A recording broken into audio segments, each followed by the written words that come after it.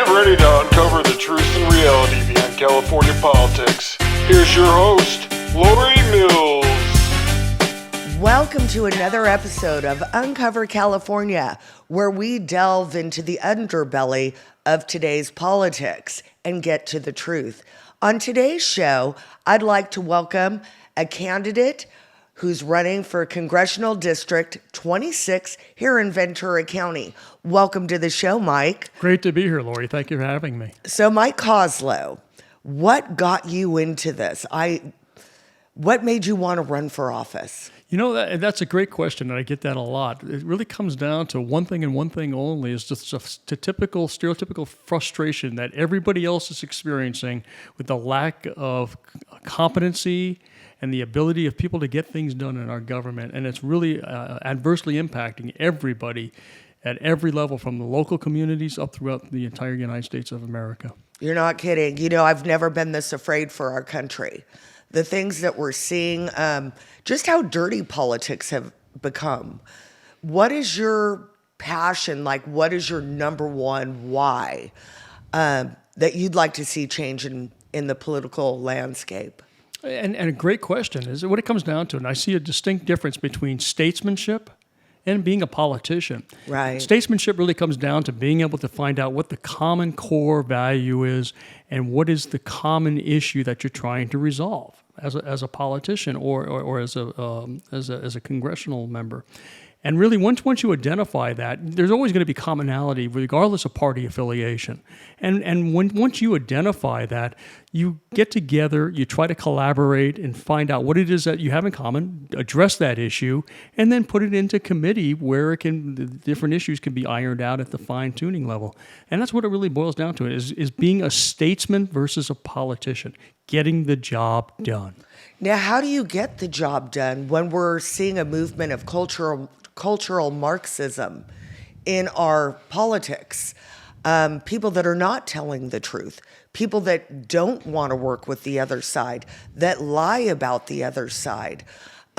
You're running against Julia Brownley. What is it about her that you think is just not working for our community? Well, we used to have a saying, you know, having been in the government for nearly 40 years in one capacity or another, either a federal agent or working as a military senior leader, is you call them empty suits. Right. And that's what I see Julia Brownley as somebody that clearly has a byline, clearly has reports and statements written for her, but there's really nothing underlying it. And the commitment to being able to really solve the problems of our community and the state are not to be found. And as a matter of fact, some of her recent votes clearly reflect that when you see the passion as far as in what we saw, what happened with Hamas. Clearly, it was horrendous. It was right. horrendous. What happened over in Israel with those 12 to 1,400 individuals. And when it came time to condemn them from a congressional standpoint, she didn't stand and she wouldn't vote yay. And that's a problem. And that's the kind of representation that you have with the Julia Brownley, is that somebody that doesn't really represent the core values of what makes this country great. Well, we're seeing a lot of the college students now protesting for a terrorist organization.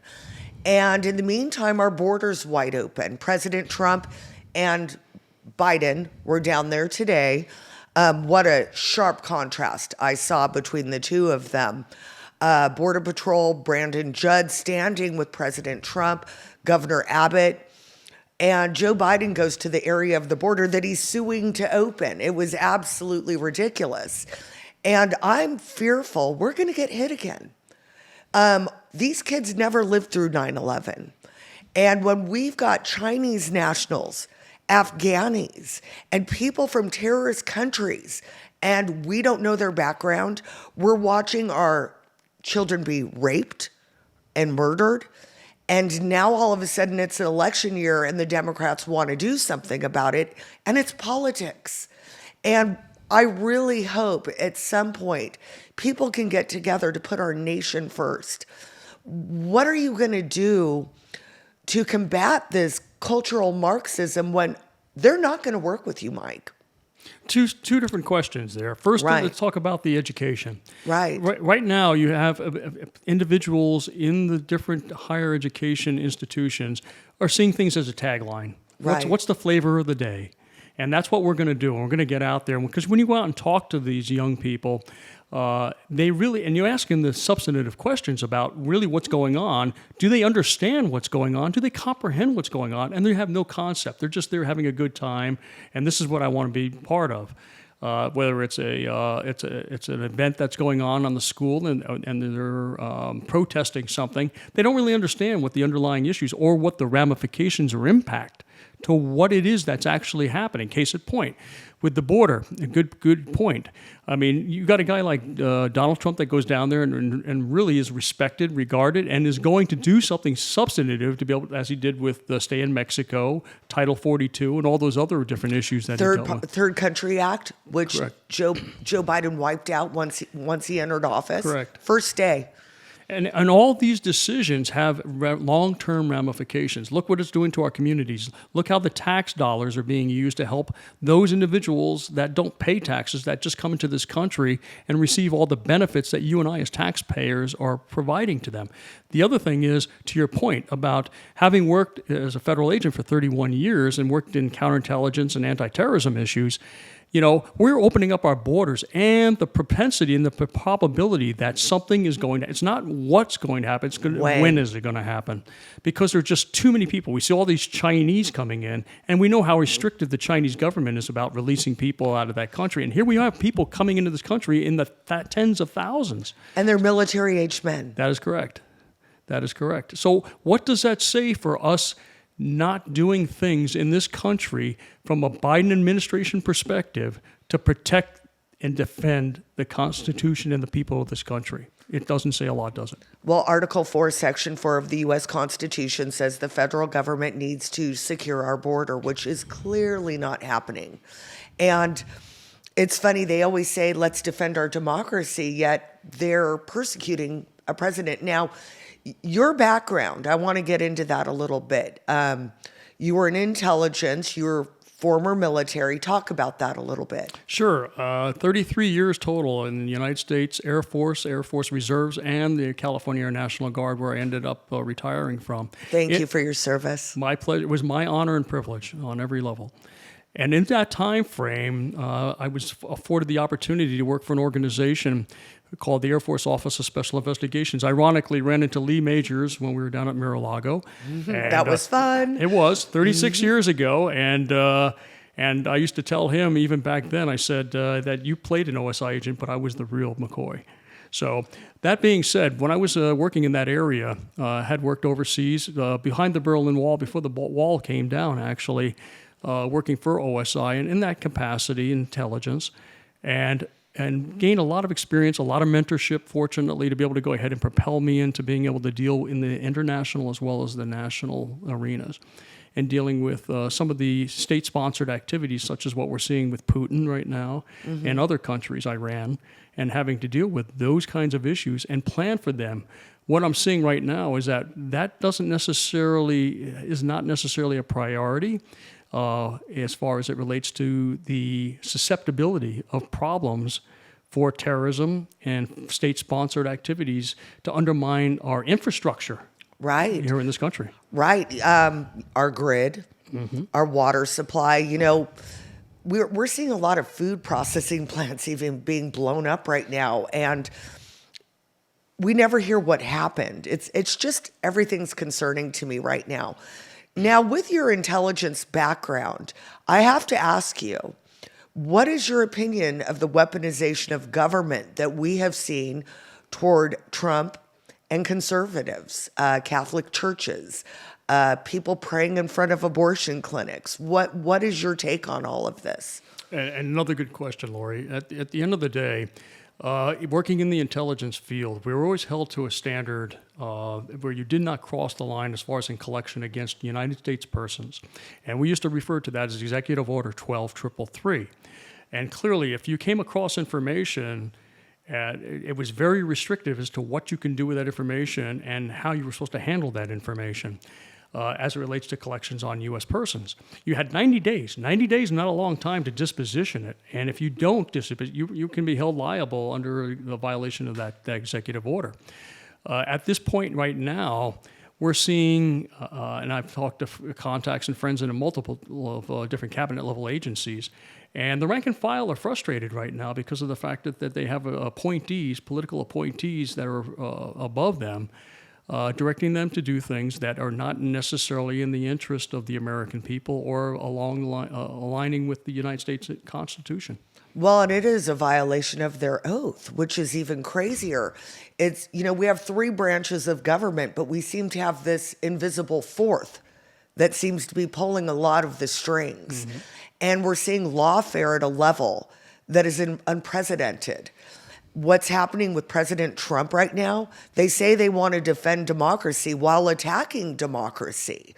And we're a constitutional republic. I know that there's a lot of communist countries that say we're a democracy. I'd like us to get back to that constitutional framework where we're not seeing people that are unelected more powerful than those that are. In Congress, what could you do to change that? And that comes down to being able to ensure that the rules, regulations, and policies that dictate what a cabinet level agency can do and cannot do are adhered to. And if those policies and those authorities are exceeded in any way, shape, or form, and Congress is not notified, in many, many cases, Congress needs to be notified, and if not, through the GAO, and have them conduct the various different audits. Ultimately, there are rules and regulations, and every cabinet level organization and official is responsible for adhering to that. And if they're not adhering to it, they need to be removed and fired. Okay, but what do we do when the head of those departments are the ones breaking the rules, and those that have hired these bureaucrats are basically encouraging the tyranny? And that's where it always starts at the top, Lori. Right. It starts at the top. That's why you need a strong leader, somebody like President Trump, to come in there, lay down the law of the land, make sure that those people are adhering to those rules and regulations and laws, and if they are not, I'm sure he's got that famous line, you're fired. Yeah, let's hope a lot of people do end up fired. I'd like to see a huge house cleaning. Are you concerned for this country? Very much so. Very much so. From my perspective, and I keep mentioning this at every forum and venue that I speak at, is that we're at the precipice right now, Lori. I really believe that, to where we have the extraordinary opportunity as Americans to come together and remove that divisiveness that's in place right now, and come together to be able to go ahead and make sure that we remain sovereign on our borders, and that we are able to go ahead and remain and project that leadership that America has been known for decades and centuries. And we need to remain vigilant in being able to go ahead and force, if necessary, our cabinet level individuals to make sure that they are adhering to the rules and the regulations of constitutional as well as federal law. And if they are not, they need to be removed immediately. And for those individuals that are in appointed positions, impeachment, if that's what the situation calls for. Well, and I think that's part of the problem right now is we have not had accountability for these people that have done these things. Yes. When we look back at Russiagate and Spygate, for instance, and you delved into that a little bit, the FISA abuse that has happened, them using, the CIA to go to London to get a dossier that was made up in a bar over beers that Hillary Clinton and the DNC paid for, and put this country through 2 years of a special counsel. And the people that committed those crimes now have cushy news jobs on CNN and MSNBC. How do we get accountability for these people? I mean, at this point, I'm assuming the statute of limitations have run out, but that was a coup. You want to talk insurrection? That was an insurrection. Again, I'm just very concerned as a citizen, as a mother of a Marine, that I'm afraid that my son's going to get sent to a foreign war that we don't belong in. and our borders wide open, and we still have so many people that are clueless to what's going on because they're listening to Andrea Mitchell. They're listening to Andrew Weissman, Mueller's Pitbull. They're listening to Andrew McCabe. You know, the plan we laid out And in getting Andy's book office. And getting book deals, you know, and I hear book deals are very lucrative in laundering funds. Everything that's going on in Ukraine right now, and God bless the people of Ukraine. And Vladimir Putin is a good guy. But from research that I've done, Ukraine's been a hotbed of money laundering for a very long time. And I'd like to see some accountability and deep accounting of what's going on. I don't think that the American citizens should have to pay for Ukrainian pension funds. What is your take on that? A couple of questions there again. I know, I ask a lot. Okay, I'm keeping track in my head. I'm a smart man. That's why we want you. First, as far as Ukraine is concerned, one of the things, and it has had its problems, both at the appointee level as well as the elected levels. And one of the things, going back to 2009 to 2011, I was part of the Partners in Peace program through the State Department to be able to go ahead and negotiate treaties between the U.S. and Ukraine back in that time frame. More along the lines from an agricultural standpoint to help them stand up in that it becomes self-sufficient, and to be able to move from a conscription force, military force, over to a full-time professional force. That was my primary job and role at that time. And recognizably, it, like many other countries, this country even, there were some issues with regards to the political appointees, considerable issues with the integrity aspect. And we wanted to make sure that we took that into consideration. That's why we weren't just flagrantly, freely giving funding out there without any accountabilities at that time. Different presidents, obviously. That being said... Who was the president at this time for you? That would have been in 2009, 2010 timeframe. Okay. Bush.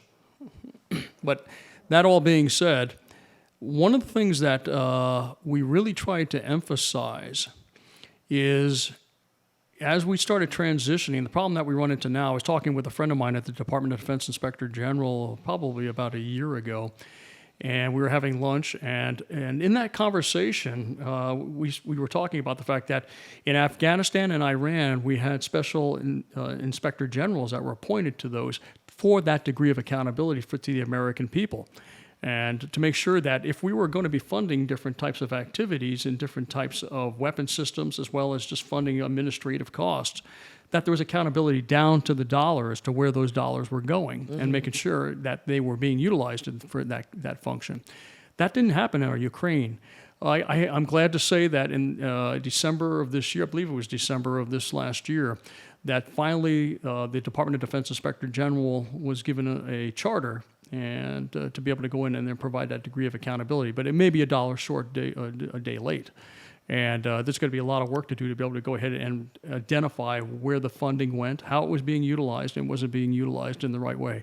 The problem I see in Ukraine right now is that, do we have an end game? Do we have a desired outcome? And what are we doing with the expenditure of the funds and the military weapons that we're providing to other countries as well, to make sure that we meet those objectives? And right now, we don't see a clear objective in being able to do that. And we're seeing a lot of death.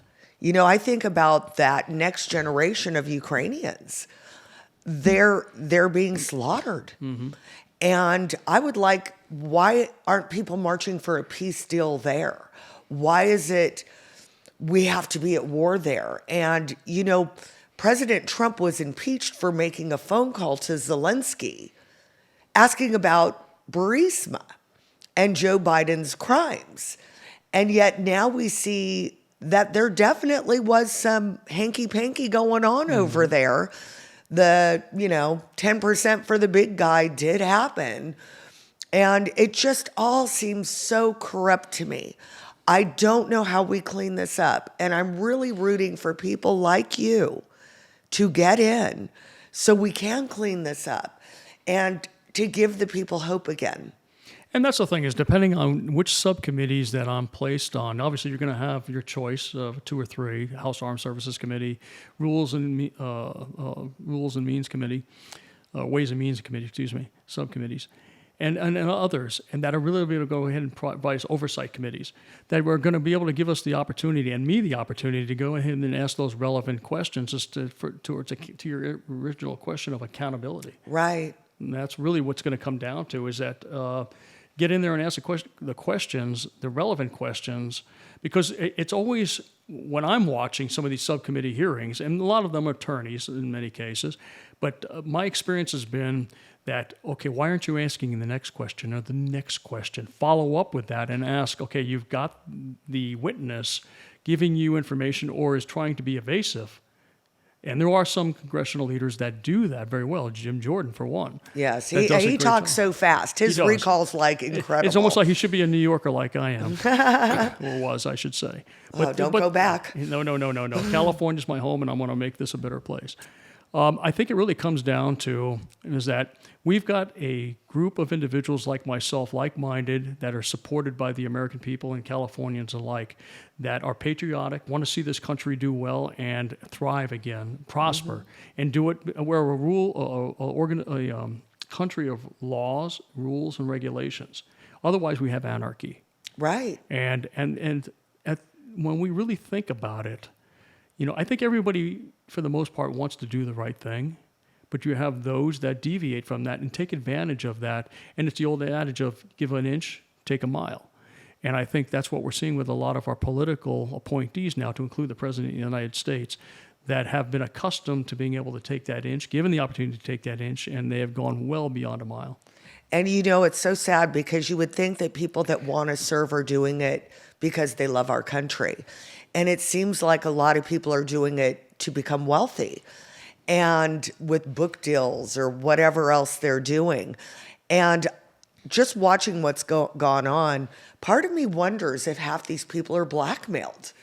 And I know that seems, kind of, I don't have a lot of proof of that, but it just seems to me, how can you knowingly lie? How can you knowingly see the destruction of your country and not want to come together to make it a better place? It's very, very disturbing to me.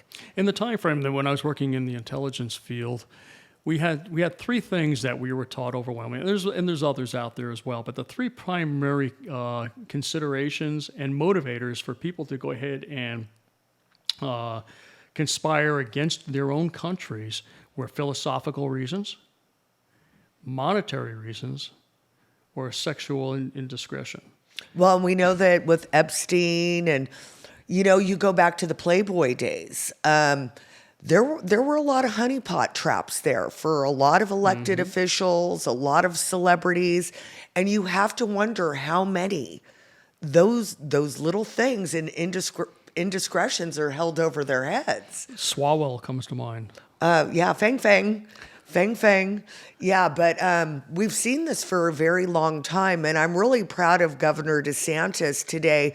He announced that he is going to release information on the Epstein files because, again, Epstein's dead, Ghislaine is in jail, but who was involved?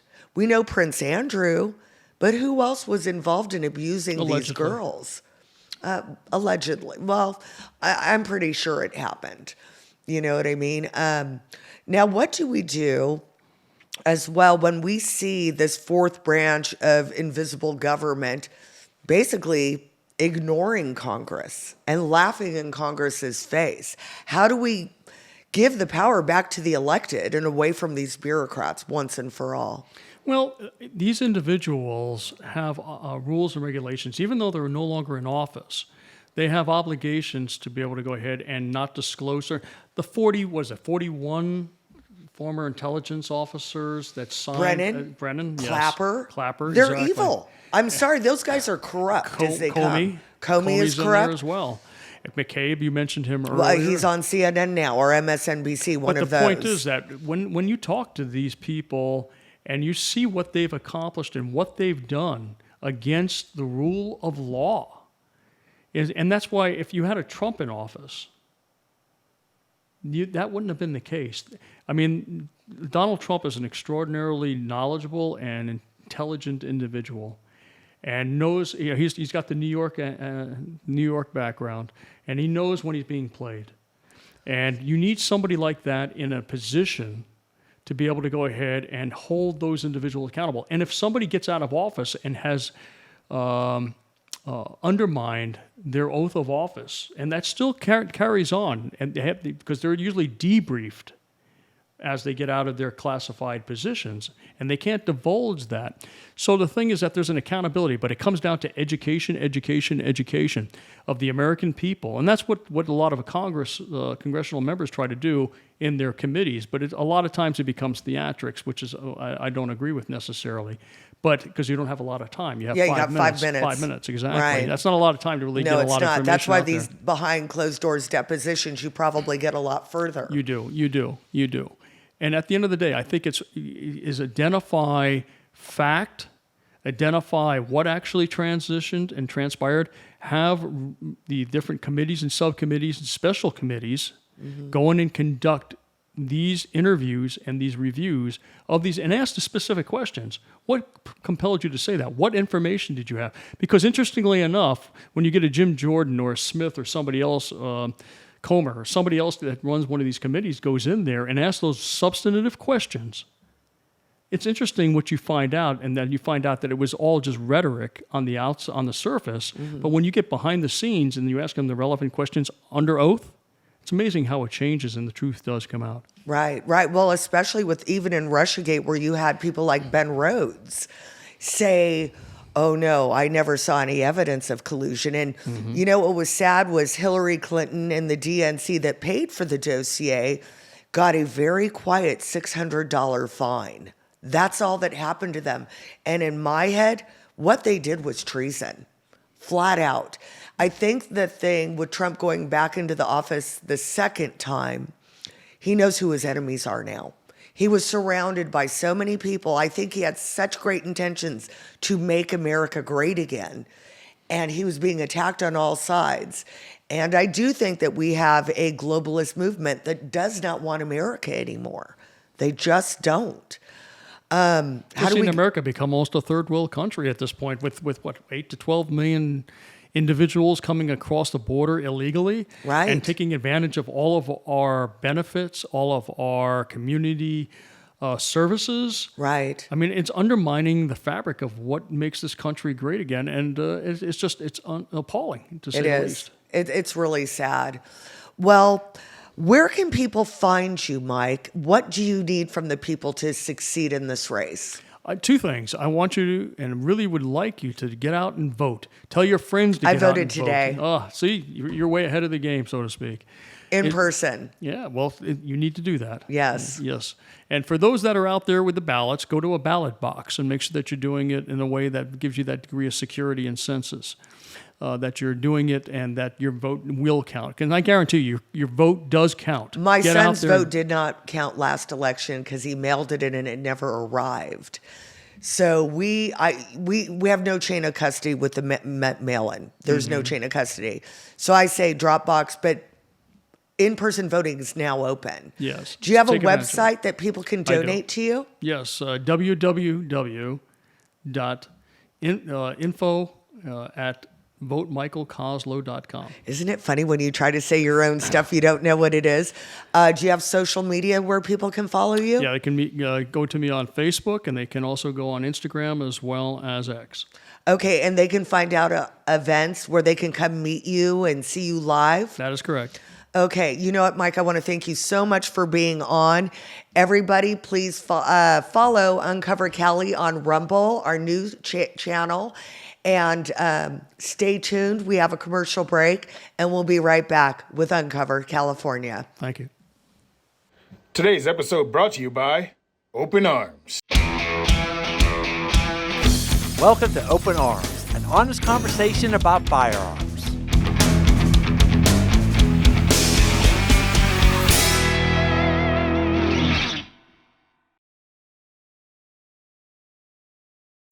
Welcome back to Uncover California, where we dive into the underbelly of politics and expose the truth.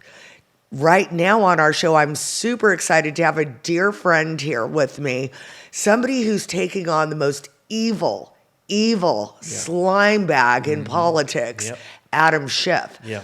Thank you for coming, Eric Early. Welcome to Uncover California. And might I say, I voted for you today. Thank you, dear. Thank you. It is always my honor to be with you.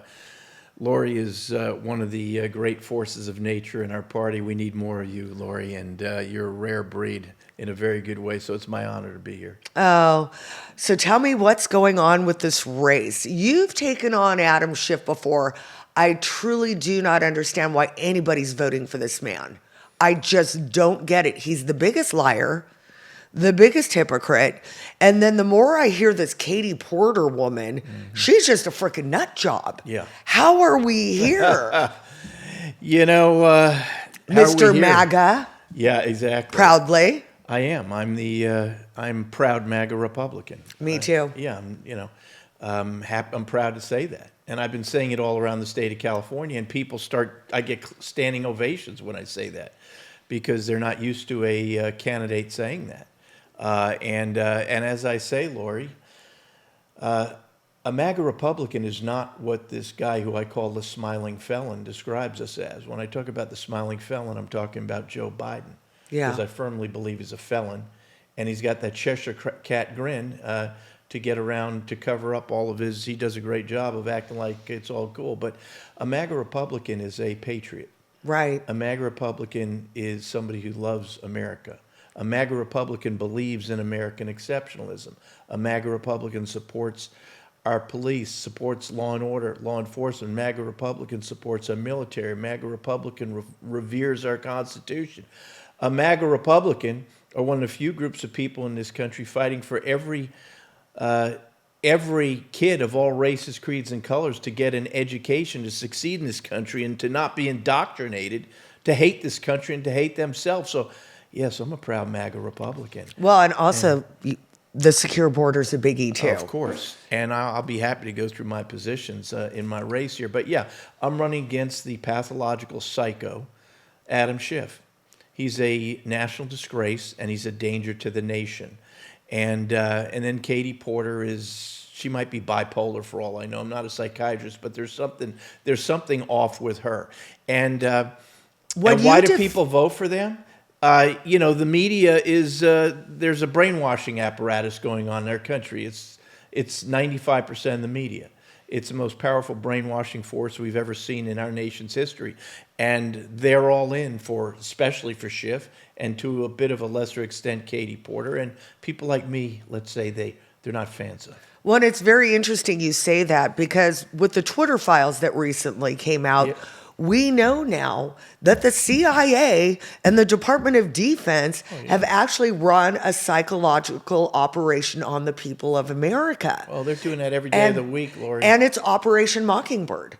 You know, those same people with Schiff that said Trump colluded with the Russians are doing Russia 2.0 now. No kidding. It is absolutely ridiculous. Oh, yeah. No, the Russia stuff is starting all over again with them. Because they have nothing. They have nothing. And, I do a show Monday through Friday, and I was actually talking about today. I read the letter, what I call, I'm not the only one, the letter of 51, which is the letter that... Clapper, Brennan. 51 of the nation's most respected intelligence operatives, right? The ones that oversee a multi-billion-dollar apparatus to supposedly protect our nation, the CIA, the DOJ, etc. And 2 weeks before the 2020 election, they came out with just brain control, mind control, propaganda, misinformation to the entire country, telling us that the Hunter Biden laptop, which had just been discovered right before the election, the great October surprise, which should have guaranteed Trump in office, and 2 weeks before that, they come out with a letter saying it had all the earmarks of Russian disinformation. And then they gave that to Politico, which is a left-leaning outfit who I'm no fan of, who then gave it to the mainstream media, and then for the next 3 weeks, all we heard about was how the laptop was Russian disinformation, don't believe a word in it. And of course, they already knew by that time, months before that time, that every single document in there, everything in that laptop was absolutely real. It wasn't disinformation. So we're still under that control. Whenever they need it, they pull the Russia card out. They're starting to do it with President Trump again. It's so sickening. Yeah. You know, in 2020, when that happened, I actually posted the New York Post story about the laptop, Facebook, That was a great story. Instagram, Yep. Twitter, because Jack was in charge of Twitter back then. I was banned. Like social media wiped out. I was censored. My First Amendment right was stolen. Did they cut your access? Or? Yeah, completely. I was banned. Isn't that amazing? And not only that, they took my business pages. So all they did was piss me off, and then I ran for office. Good. That's what they do. That's Yeah. what happens. That's what they do with I was fighters. living my life being a good, just selling real estate. And they went after me, and I said, you want to go after me? Let's roll. Exactly. Let's roll. They mess with the wrong people. We just keep coming back at them, but twice as hard. Yeah, and it's interesting. I had Mike Koslow on the show before you. It's very interesting. I was talking to him about this fourth branch of government that should not exist, which is this deep state Yes. of bureaucrats. Yes. As a senator, what would you do to shut it down? Well, that's a great question. Listen, my positions, and then I'll get to your question directly. My positions are what I call the I's, because they all start with I. 5 eyes. Immigration, inflation, indoctrination, incarceration, and Israel. And I could get into my positions on all of those with you, but as a pro-MAGA Republican, you can probably guess where I'd go on every Well, one I'd of say we're those. probably very much alike in our way of Yes. thinking. Yes. But what you're talking about is what to do with the deep state. And as I say, and as I campaign all around this state, I really do believe that the existential threat of our time, and we have several existential threats. We've got a $34 trillion debt. That's an existential threat to our nation. We've got communist China on the march.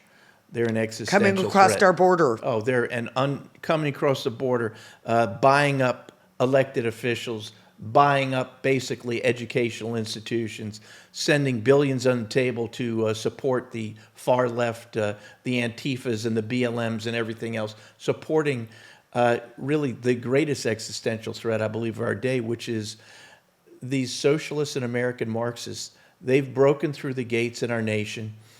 Years ago. They've done the long march through the institutions. They have infiltrated and taken control of all the major offices in government, from the deep state, as we call it, the FBI, the DOJ, the IRS, the NSA, the CIA, the Department of State, the Department of Interior. We could go on, and then so many non-government institutions. They've they've moved into the corporate board offices around the country, the biggest corporations, the media, of course, the schools, of course, and on, and they are everywhere.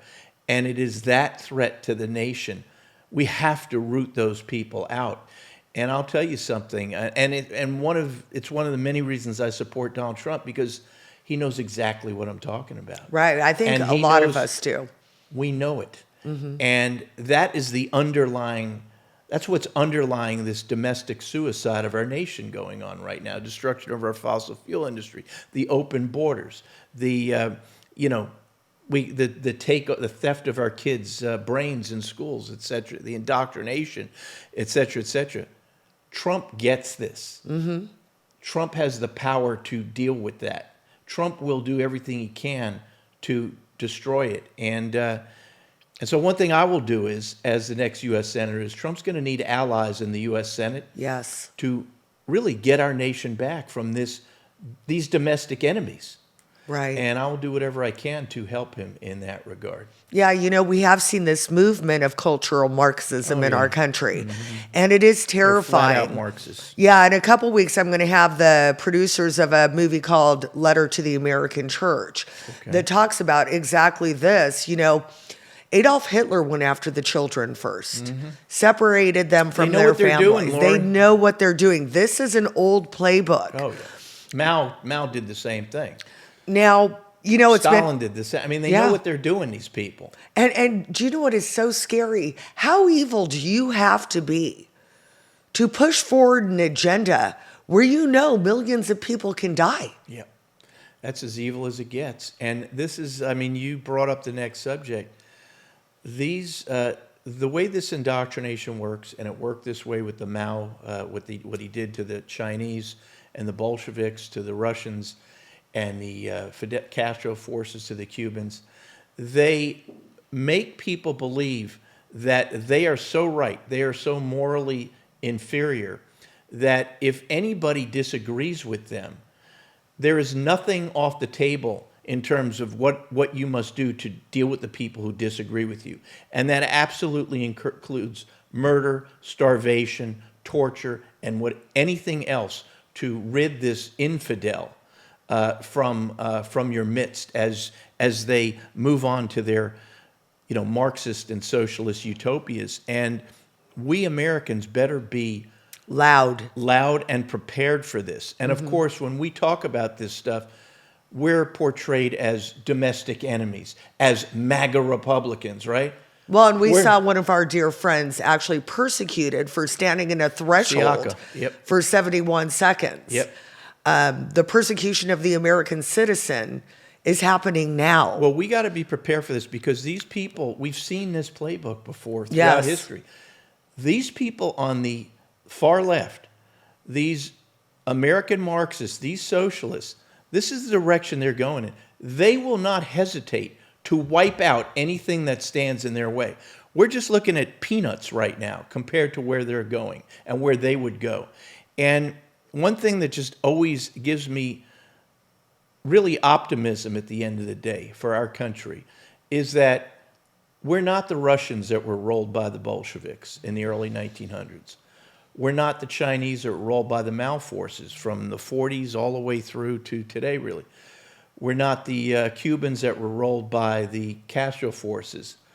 We're Americans. We're a different breed of cat. We fought tyranny for centuries. We protected people from tyranny and these authoritarian regimes, and we're not going to sit back for these psycho-Marxists. We're not going to do it. And so I do believe we're going to get it back. I hope it doesn't come to conflict. I don't know any conservative that wants to see this come to blows. No, but not at all.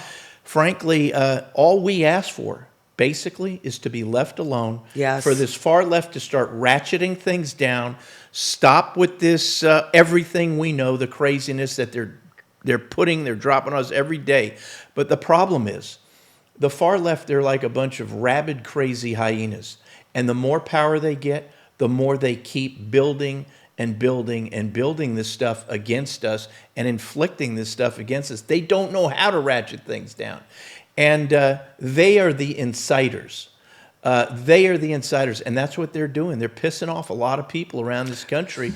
And I'll tell you, as I say on my shows, Lori, and in my campaign speeches, etc., you can only keep a lid on a boiling tea kettle for so long. Right. And so we have to be careful, because I think they might be purposely inciting us, meaning these To forces set you on the up to far say left. that you're a domestic terrorist. Guaranteed. I'm Yeah. telling you, I could go through my whole spiel. I don't have time here. But it wasn't Donald Trump that incited January 6th. No. It wasn't MAGA Republicans. See, it was the far left that incited January 6th. And you have to put January 6th in the context of everything that led up to January 6th, starting when Trump came down that escalator. And they attacked everything him. up to that. And again, I believe They disenfranchised over 100 million of our voters, or 70 million at that put time. us through 2 years of special counsel on a 3+ lie. years, probably. On a lie. Yeah. And most of the people were never held accountable. Nobody apologized. No, they've got jobs on CNN and And I'm running against MSNBC one now. of them, that piece Yes. of garbage Schiff. You should see him talking to on CNN with Wolf Blitzer, throwing him softballs about the Hunter Biden laptop being Russian disinformation 2 weeks before the election. And Schiff, I mean, the guy is The only positive thing I've ever said about him is he is one of the most talented liars I've ever seen. Well, even when you look at the January 6th committee, they hired a Hollywood producer to basically put that together. Now, Let me tell I you have about to that say January though, 6th I have to committee, say Lori. something. One thing. Okay, but I have to. Okay, go ahead. Okay, really quick. You and I could talk. I know forever you about and I this. just. I almost went to January 6th because Ditto. I Ditto. believed that my vote was not Listen, heard. there are 500,000 people And I thank God every day that I didn't go because I could be in jail right now for just wanting makes my two of voice us. to be heard. Knowing you and I. And when I saw the Capitol being breached, I did say, no. Why did I say no? Because I wanted to hear the debate on Yep. the floor. Yep. And the Democrats prospered more from that riot that went, a protest that went awry than I think that we ever prospered. It's been the narrative ever since. Okay, back to 2 weeks the production of it. Let's go. 2 weeks before January 6th, on December 21st, 2020, was a White House Christmas party, and my wife and I were invited to that White House Christmas party. And I want to go. It was a great night. We were there. We stayed at the Trump Hotel, which was an amazing place to stay when Donald Trump was president. It was sort of the center of everything. What a beautiful hotel also. And that's where all the Trump supporters would gather and talk. And, we walked around the city about 3 blocks north or so, or away from the Trump Hotel. It was a cloudy, cold, wintry afternoon. We walked up to a small, little, nondescript hotel, and that's where the Proud Boys were staying.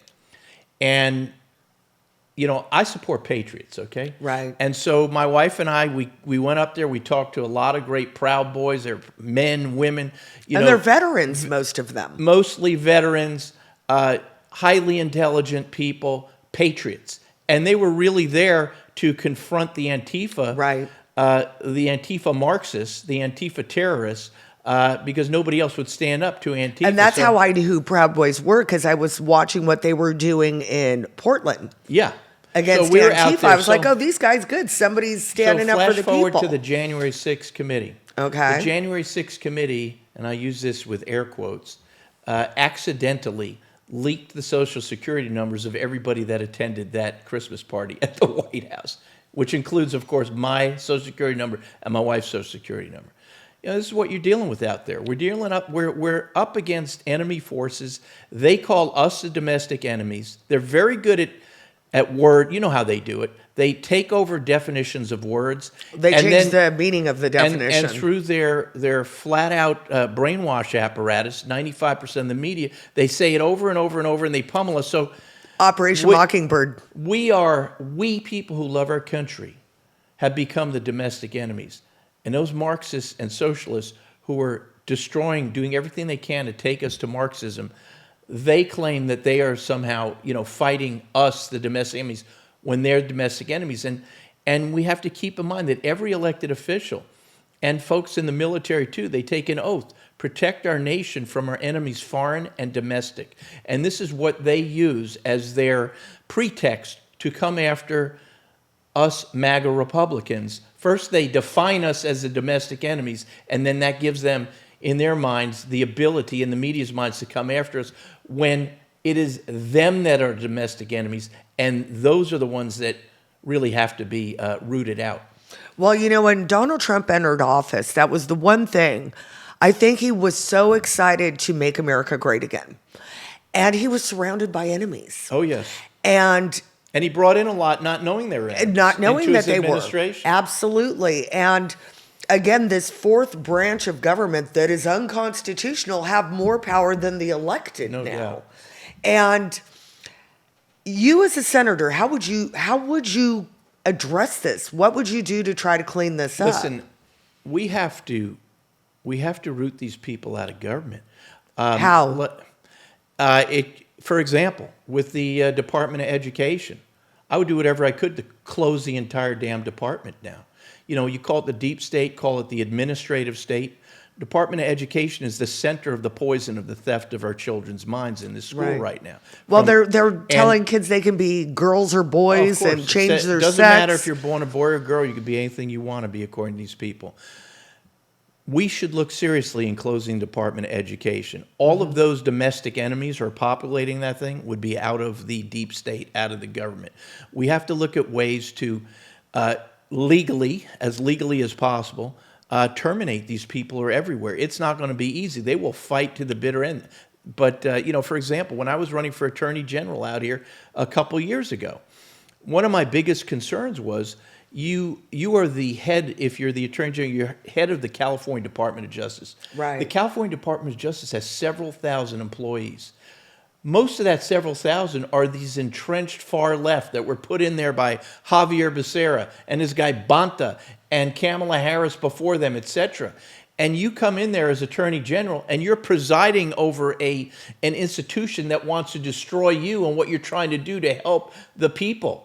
Well, And look what they did to Villanueva. Exactly. So, these are things that I was spending a lot of time thinking about then. It's things I spend a lot of time thinking about now is how we get back our government for the people. Right. And get these lifer far left, who really are the domestic enemies, the heck out of government. So what I just said about Department of Education is one example of things that I would think about. But, if Donald Trump gets reelected, and I do believe he will get reelected. I voted for him today. So, I voted a couple days ago. He's going to want to do this, and we're going to have to work together to root these Marxists out of our government. We have to do it. You remember Ronald Reagan, one of my great political heroes, his biggest thing was fighting Soviet Marxism, the Soviet Union. And he started on that long before he became president. Well, right now, they've broken through the gates. They're in our own government. And we've got to fight them. We've got to root them out. We've got to get them out. We've got to get back this country. So it's a big deal. It's not a simple answer. Right. And also, with your election against Schiff and Porter, I've been seeing a lot of ads. Yeah. You scary MAGA man. You. I know. I don't know. I'm a danger to the nation. When I see those ads, I'm like, I want to vote for that guy. Let me tell you something. Yeah, Katie Porter's going haywire with her ads on me right now. According to Katie Porter, I'm too MAGA. I love the Second Amendment. I do love the Second Amendment. I'm too pro-life. And with what's going on in our open MAGA. border, we need guns. Sorry. Well, not only that, the tyranny that's the tyrants that are taking over government in our nation is why we have a Second Amendment. It's one of the reasons, I've been endorsed by the California Rifle and Pistol Association, a huge Second Amendment supporter.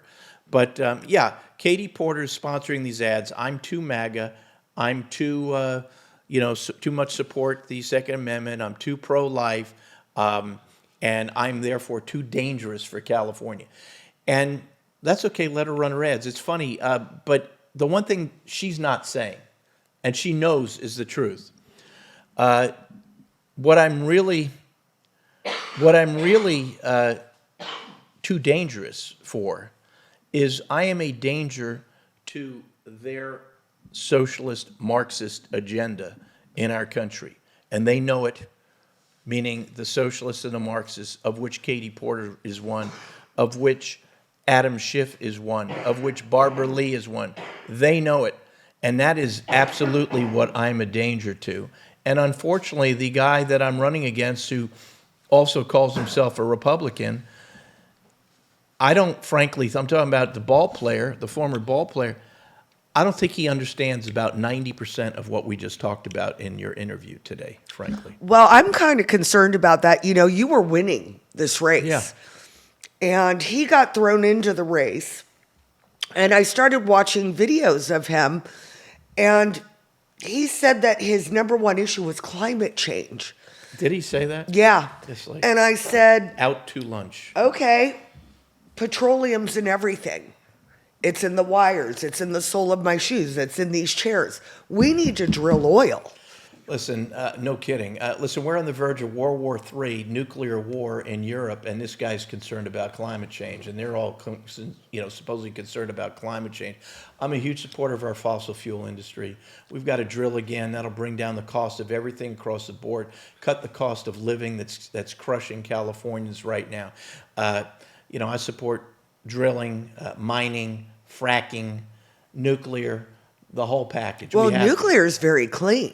Yes, and there's no credible energy expert on the planet that will tell you that our nation can survive without fossil fuel. We cannot survive without fossil fuel. Right. And there is little doubt in my mind that there are billions under the surface from communist China supporting this entire effort to destroy our nation's fossil Now, fuel do you industry. think, And communist China, by the way, has to be declared Well, the, what's scary- the evil empire that it is. well, what's scary to me right now is all the Chinese nationals Yeah. crossing our Oh, border. exactly. And all the military-aged men crossing our border.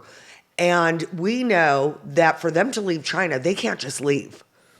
Exactly. I believe they're being sent here. No, well, I heard, the former CIA director on Trump, Mike Pompeo, on a show the other day.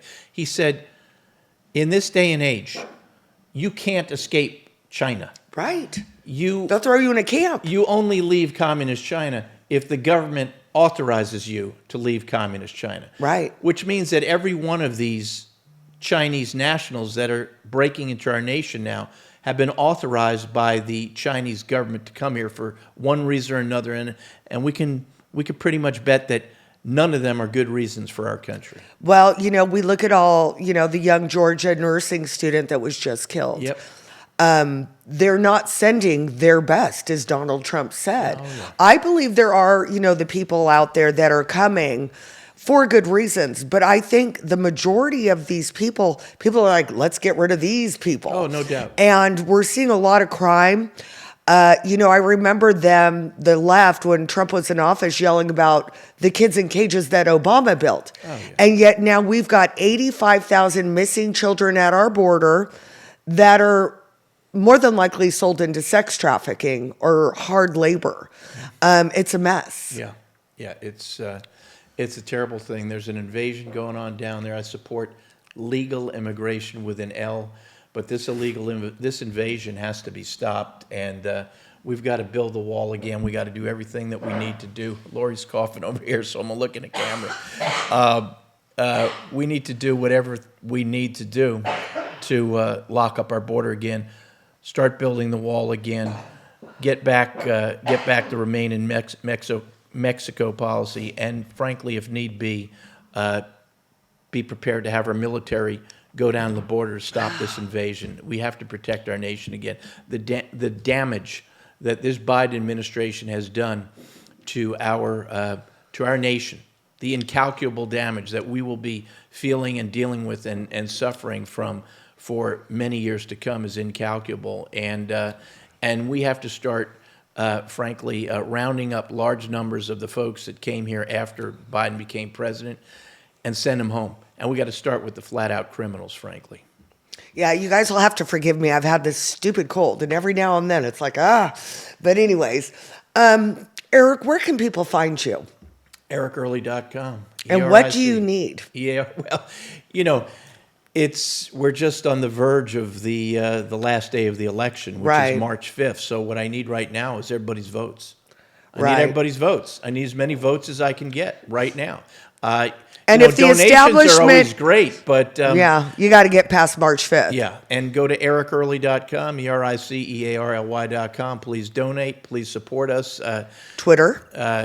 Twitter on Eric Early _ so at Eric Early _ CA. I know. Isn't that funny? I can At never Eric remember Early my own. _ CA. Yeah, exactly. Okay. Well, Eric, thank you so much for coming on today. Everybody, tune in next week when we do have Siaka Masakoi on the cool. show and his pregnant wife, Charlotte. Wow. And we're going to talk about January 6th, what he is being charged with, what he has gone through, and the injustice of what has happened to him. Yep. And if you want to stay in touch with me, please make sure to follow our new Rumble channel at Uncover Cali. Make sure to follow it, and then follow me on Twitter at Lori Mills, the number 4 CA42. I'm Lori Mills with my friend Eric Early. Tune in next week to Uncover California. All right, great being with you.